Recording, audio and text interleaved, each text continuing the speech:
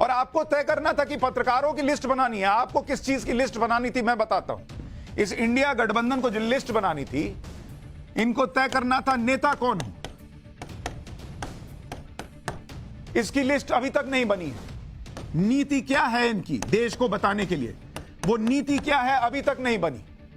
Seat sharing, इसको लेकर कोई लिस्ट इन्होंने जारी नहीं की कि कौन कहां से लड़ेगा। ये तीन चीजें अभी तक किसी को नहीं पता कि इंडिया गठबंधन क्या करने वाला।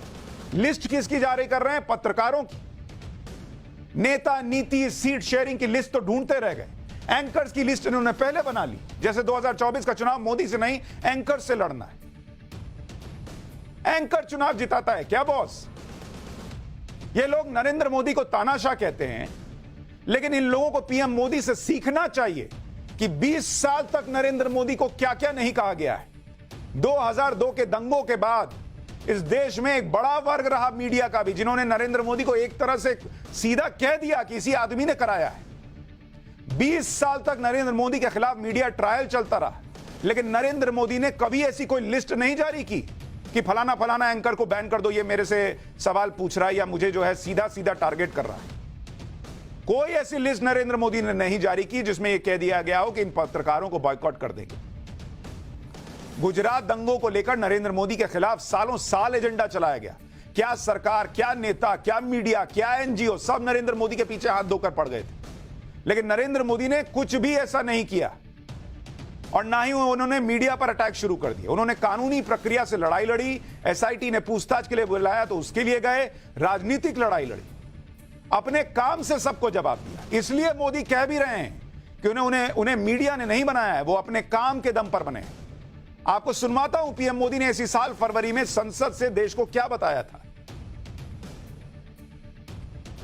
और यह बयान इंडिया गठबंधन को भी सुनना चाहिए।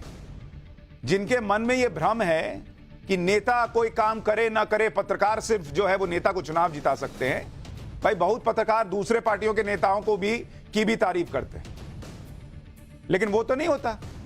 और नरेंद्र मोदी ने संसद में खड़े होकर कहा था कि इतना जो काम किया है उसकी वजह से जीतता हूं, मुझे पत्रकारों ने और मीडिया ने नहीं बनाया। सुनिए एक बार। आदरणीय अध्यक्ष जी,